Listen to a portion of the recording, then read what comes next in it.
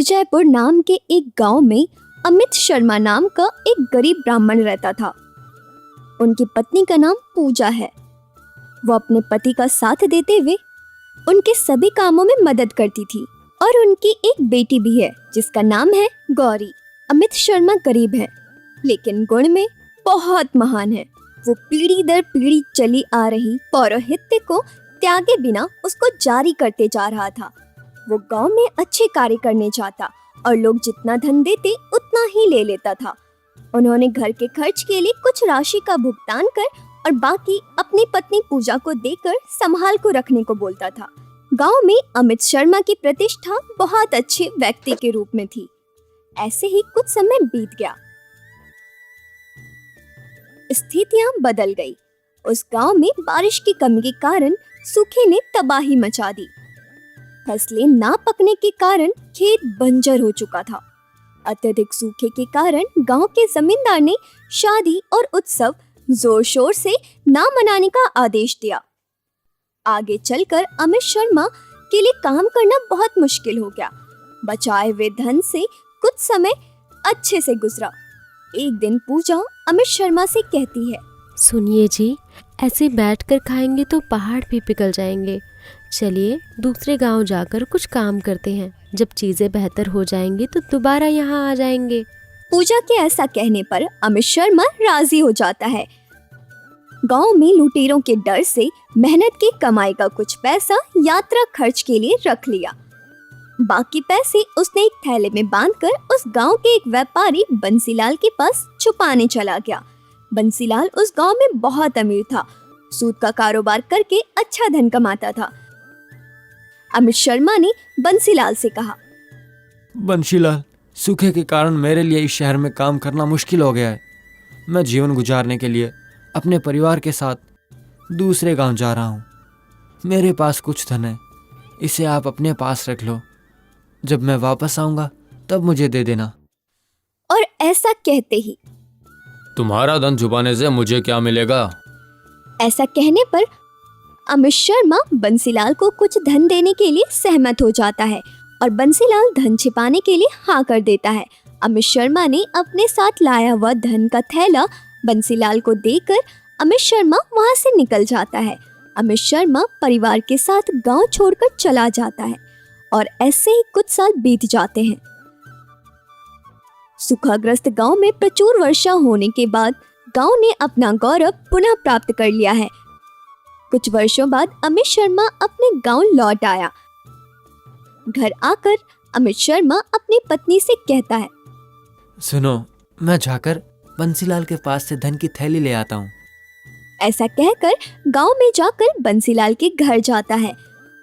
अमित शर्मा उससे कहता है, बंसीलाल, इतने दिन मैं काम के लिए देश भर घूम रहा था, आज ही यहाँ लौट आया हूँ।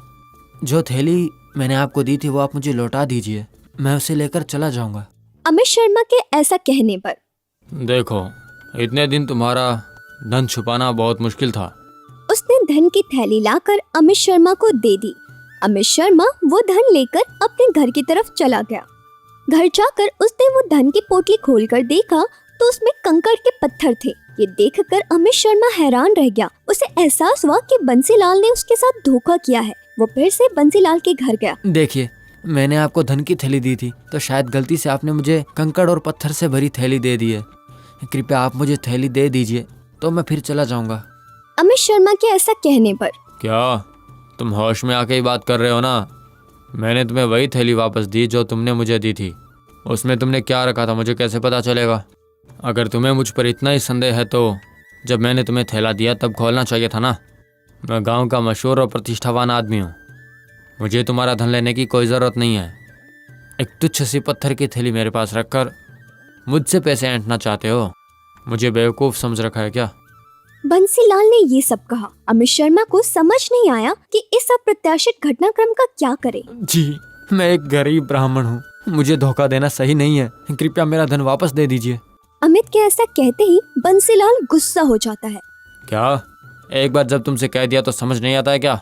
क्या तुम्हारे पास इस बात का सबूत है कि तुमने मुझे एक धन से भरी ही थैली दी थी? मैं तुम्हें एक भी पैसा नहीं दूंगा। और बहुत गुस्सा किया। अमित शर्मा को समझ नहीं आया कि वो क्या करे।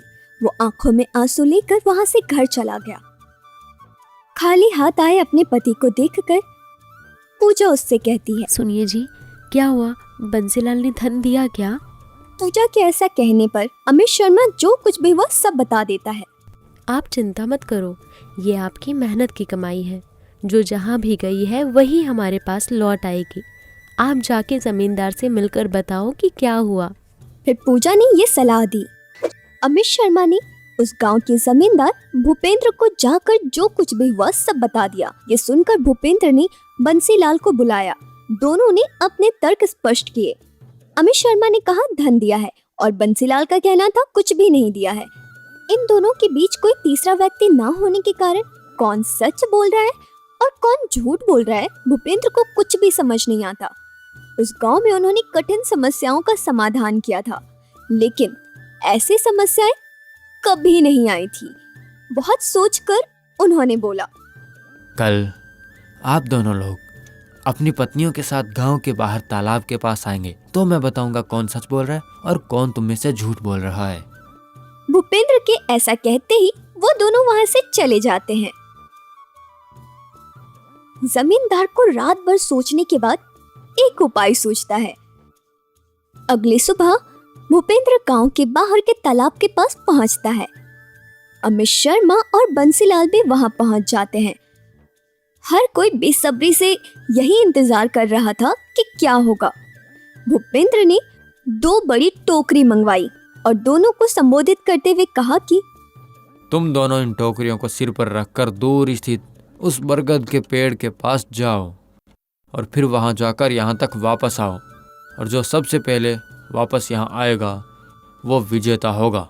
वो ईमानदार है और जो भी कहता है सच कहता है, और हारने वाले को सजा मिलेगी, ठीक है?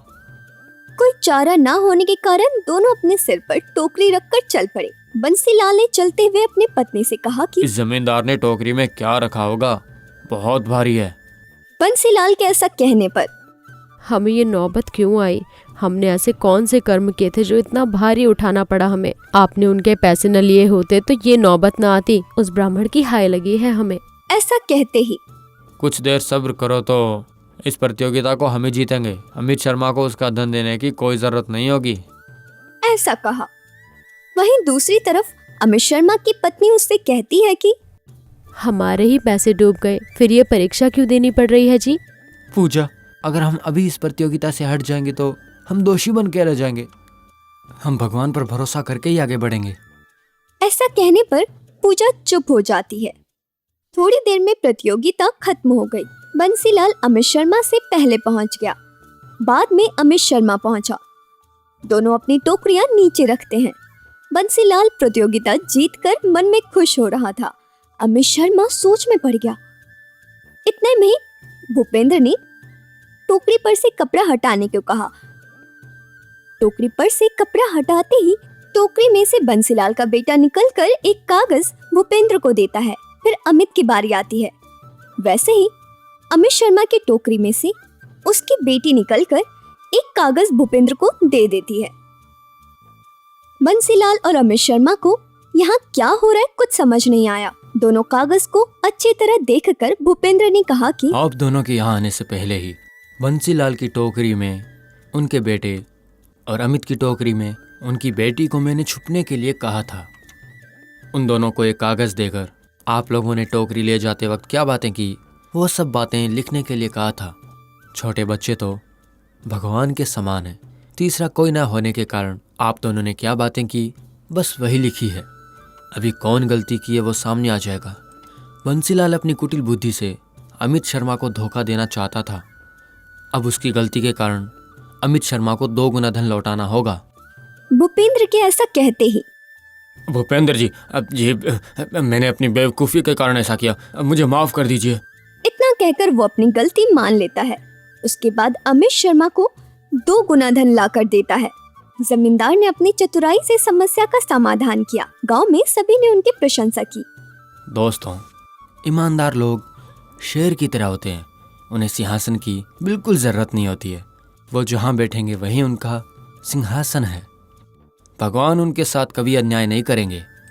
यहाँ अमित शर्मा के ईमानदारी से कमाए हुए धन को बंसीलाल लूटना चाहता था, लेकिन वो धन दोगुना होकर अमित तक पहुंच गया।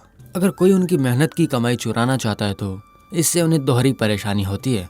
दूसरों का धन सांप की तरह होता है, और ये सब तो हम वर्षों से सुनते आ रहे हैं, है ना। अस्थायी रूप से अन्याय का साम्राज्य कायम हो सकता है, लेकिन अंतिम जीत हमेशा न्याय की होती है। दोस्तों, अगर आपको ये कहानी पसंद आई तो लाइक करें, शेयर करें और हमारे चैनल को सब्सक्राइब करें। हमें अपनी बहुमूल्य प्रतिक्रिया कमेंट के रूप में ज़रूर बताएं। आपका बहुत धन्यवाद।